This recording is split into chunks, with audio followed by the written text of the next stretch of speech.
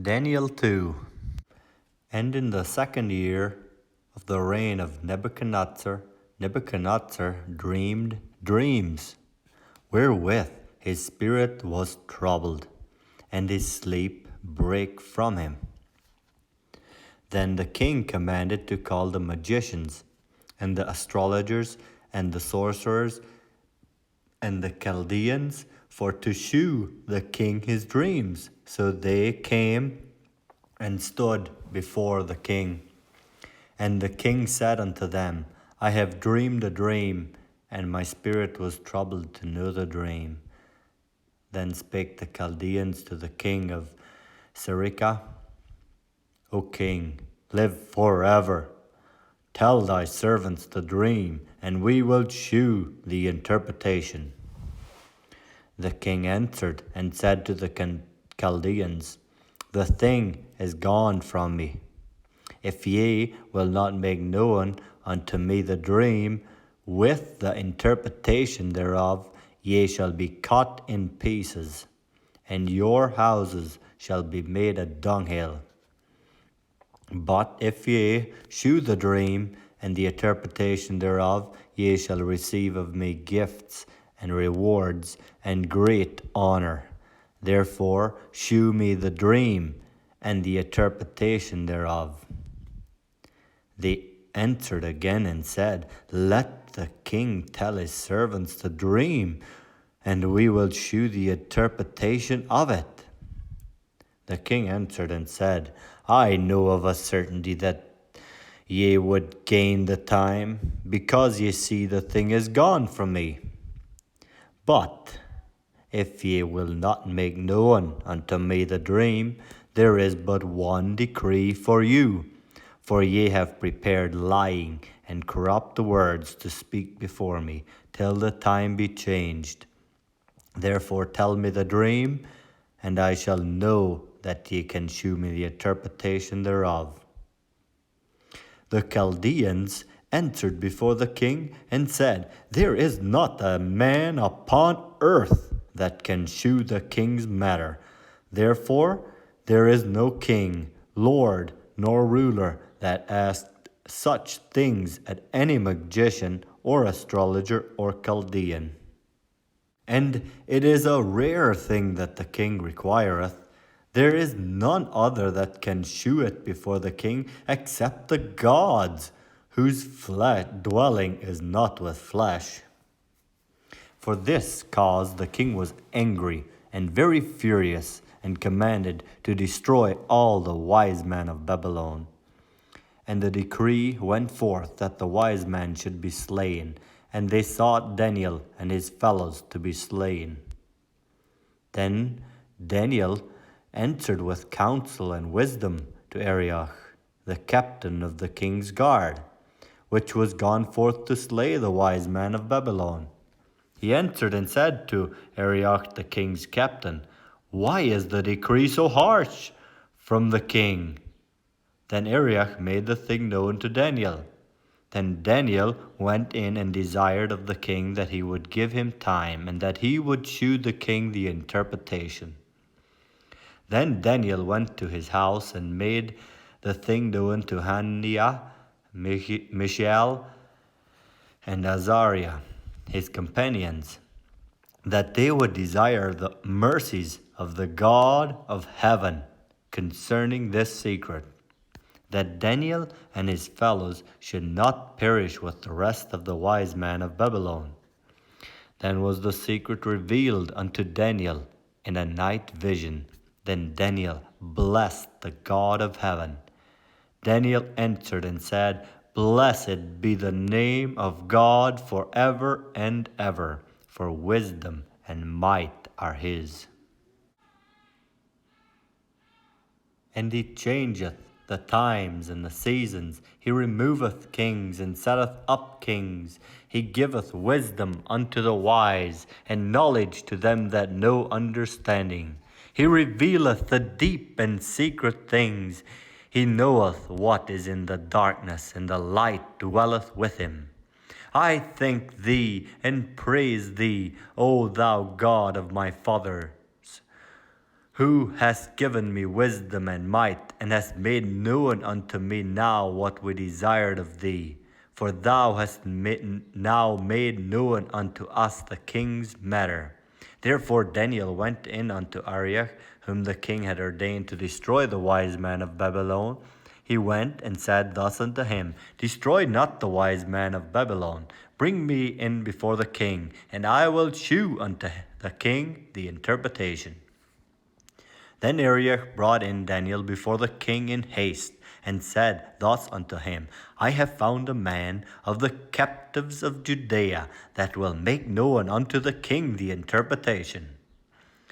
The king answered and said to Daniel, whose name was Belshazzar, Art thou able to make known unto me the dream which I have seen, and the interpretation thereof?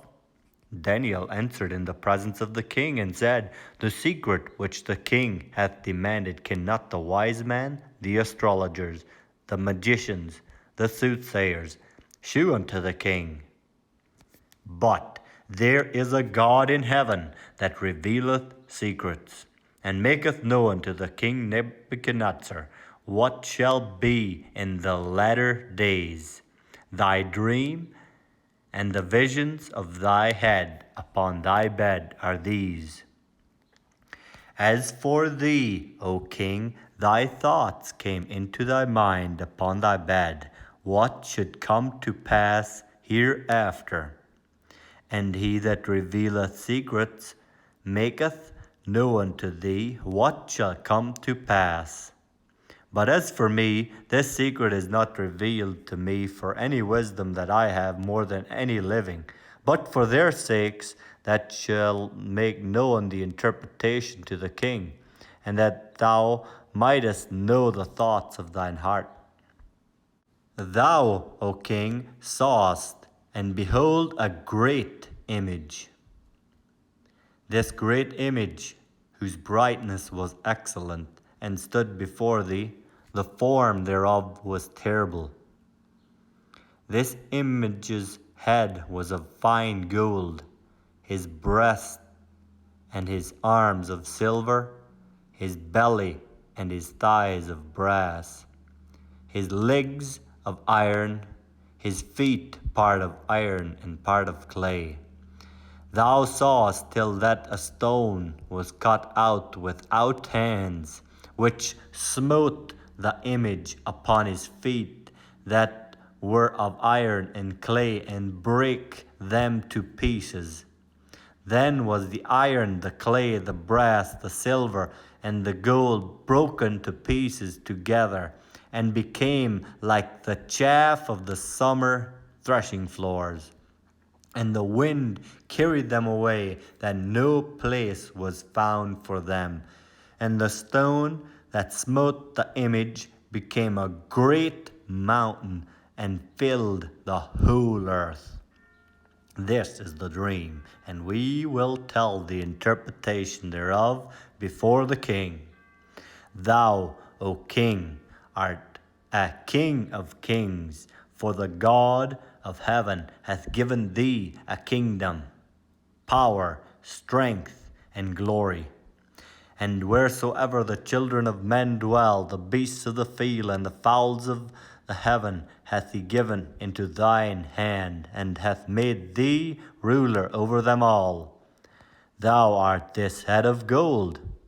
And after thee shall arise another kingdom inferior to thee, and another third kingdom of brass, which shall bear rule over all the earth.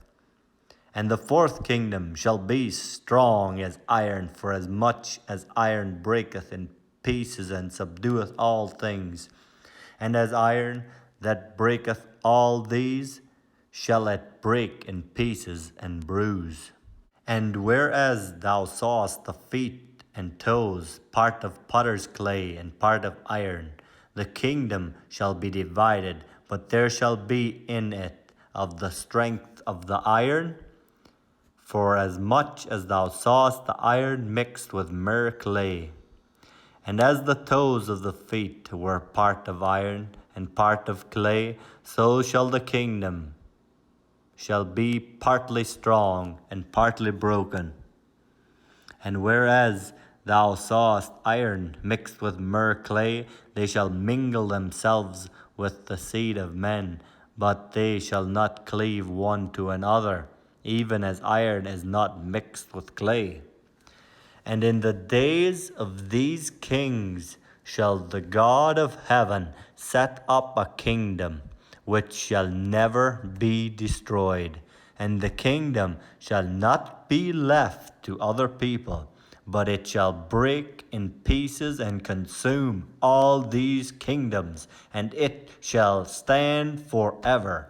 For as much as thou sawest that the stone was cut out of the mountain without hands, and that it brake in pieces the iron, the brass, the clay, the silver, the gold, the great God hath made known to the king what shall come to pass hereafter. And the dream is certain, and the interpretation thereof sure. Then the king Nebuchadnezzar fell upon his face and worshipped Daniel, and commanded that they should offer an oblation and sweet odors unto him. The king answered unto Daniel and said, Of a truth it is that your God is a God of gods and a Lord of kings, and a revealer of secrets, seeing thou couldst reveal this secret. Then the king made Daniel a great man, and gave him many great gifts, and made him ruler over the whole province of Babylon, and chief of the governors of all the wise men of Babylon. Then Daniel requested of the king, and he set Shadrach, Meshach, and Abednego over the affairs of the province of Babylon, but Daniel sat in the gate of the king.